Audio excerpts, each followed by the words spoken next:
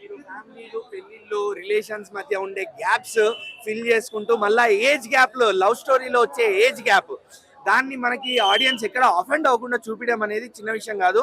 చాలా బాగా చూపించగలిగారు, ఎక్కడ ఎవరు అఫెండ్ అవ్వకుండా. అండ్ కామెడీ టైమింగ్ అన్న, మమితా బైజు కామెడీ టైమింగ్ మామూలుగా లేదు సినిమాలో. ఎస్పెషల్లీ సూర్య గారితో ఆవిడకు ఉండే కెమిస్ట్రీ, వాళ్ళిద్దరి మధ్య ఉండే బ్యాంటర్స్ చాలా బాగా వర్కౌట్ అయ్యాయి. అక్కడ జీవి ప్రకాష్ గారు నీట్ గా ఇలా తీసుకెళ్లిపోయారు బీజిఎం తో. అండ్ ఎమోషన్ సీన్స్ వచ్చినప్పుడు కూడా జీవి ప్రకాష్ గారు చాలా బాగా హ్యాండిల్ చేశారు. ఎక్కడ ఎక్స్ట్రా పాటలు లేకుండా స్టోరీ నుంచి డివియేట్ కాకుండా నీట్ గా స్టోరీలోకి వెళ్తారు. స్టోరీ నుంచి ఇలా బయటకు వస్తాం సినిమా నుండి. ఓవరాల్ గా మంచి ఆల్ ఇన్ వన్ ఫన్ ఉన్న ప్యాకేజ్. రాధికా గారితో ఉండే కామెడీ సీన్స్ కూడా, రాధికా గారితో కూడా కామెడీ టైమింగ్ అని అన్న వెంకయ్యట్లూరి గారు కిల్డ్ ఇట్, నిజంగా చెప్తున్నా. రాధికా గారితో అలానే సెంటిమెంటల్ సీన్స్ కూడా చాలా బ్యూటిఫుల్ గా వర్కౌట్ అయ్యాయి.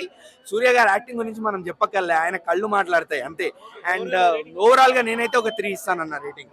నాగవంశీ గారు మళ్ళీ మంచి హిట్ కొట్టారు. మంచి ఫ్యామిలీ ప్యాకేజ్ ఉన్న సినిమా. సినిమా బాగుందన్న, ఒక కామ్ అండ్ క్లీన్ గా వెళ్ళిపోతుంది సినిమా. ఫ్యామిలీ ఆడియన్స్ అలా వచ్చి చూసి పోవచ్చు. సినిమా బాగుంది, అంటే మరీ ఎక్స్పెక్టేషన్ తో రావద్దు. సూర్య సినిమా బాగుంటుందని రండి, మరీ బాగుంటుందని వద్దు. వచ్చి వెళ్ళిపోయి మీరు హ్యాపీగా చూడొచ్చు. బాగుంది సినిమా, ఎక్కడ వల్గారిటీ లేదు. ఫ్యామిలీతో వచ్చి చూడొచ్చు. మనం పెట్టిన డబ్బులకి న్యాయం జరుగుతుంది ఈ సినిమా అంతే. డబ్బింగ్ బాగానే ఉంది, డబ్బింగ్ బాగానే ఉంది. ఓకే చెప్పండి.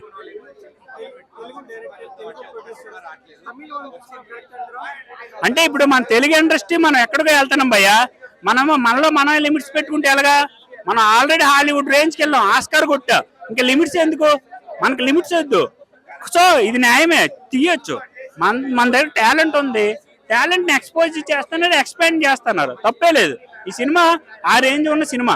సూర్య ఆ కథకు షూట్ కాబట్టి ఆయన తీసుకున్నారు. ఓకే, మన తెలుగు హీరోల నుంచి తీసుకుంటే ఎవరు బాగుంటది? తెలుగు హీరోయిన్స్ తీసుకుంటే రీసెంట్ గా ఆమె Chennai love story movie heroine ఉంది కదా, ఆమె పేరు నాకు తెలీదు, ఆవిడైతే షూట్ అవుద్ది అన్న. జంజీ కిడ్ గా హీరోనా శర్వానంద్.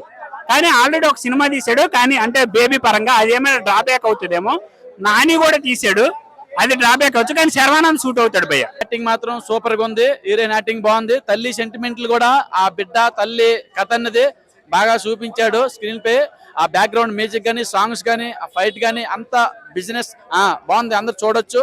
కానీ ఒకటేంటంటే ఒక తల్లి కోరిక అనమాట, ఇందులో నెరవేరలేదు. ఆ బిడ్డని పెళ్లి చేయాలన్నది అదొకటి నెరవేరలేదు. నేను అక్కడ మాత్రం హట్ అయ్యాను. ఎందుకంటే తల్లి పిల్లని పైకి పంపించాలని, ఆ పిల్లడు గోల్డ్ మెడల్ అని అన్ని సాధించినాడు.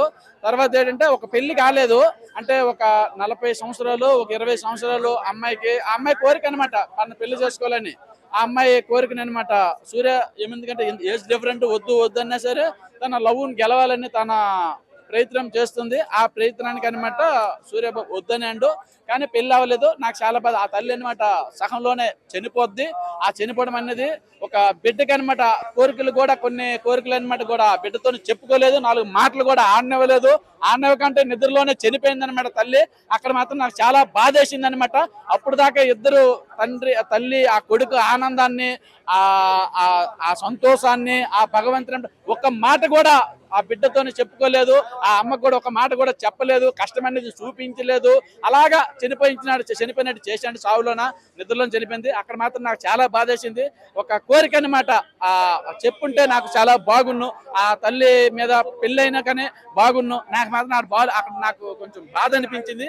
సినిమా మాత్రం బాగుంది, ఫ్యామిలీ స్టోరీ, అంత ఎంటర్టైన్మెంట్ సినిమా, అంత బిజినెస్ గురించి అనమాట. బిజినెస్ ఒక పేదవాడి గురించి అన్ని ఆయన సాయం చేస్తాడు. పేదవాడికి ఒక ఇది రావాలని, ఒక పేదవాడికి పెద్దవాడికి అందరికీ సాయం చేసుకుని వెళ్తాడు. సినిమా మాత్రం బాగుంది. కానీ అక్కడ మాత్రం నేను చాలా అడ్డైన, తల్లి కొడుకులు విడదీశాడు ఆ దేవుడు అన్నాడు. ఆ పెళ్లి అయిపోతే నాకు ఆనందం అనేది బాగున్ను. అక్కడ విడదీసి అక్కడే నేను కొంచెం బాధపడ్డాను. సినిమా మాత్రం పర్లేదు, బాగుందన్నమాట. చెప్పు బ్రో, ఎలా ఉంది సినిమా? విశ్వనాథన్ సన్స్ యావరేజ్ అండి. ఫస్ట్ హాఫ్ బాగుంది, సెకండ్ హాఫ్ దెబ్బడిపోయింది. So average. తెలుగు సినిమా చూసినట్టు ఉంది, యావరేజ్. కామెడీ లేదు, అక్కడక్కడ 2 ఫైట్లు ఉన్నాయి. సో నాలాంటి మాస్ ఆడియన్స్కి సినిమా నచ్చకపోవచ్చు, మన ఫ్యాన్స్కి నచ్చవచ్చు, కానీ నేను బయట వాడిని కాదు, నాకు నచ్చలేదు.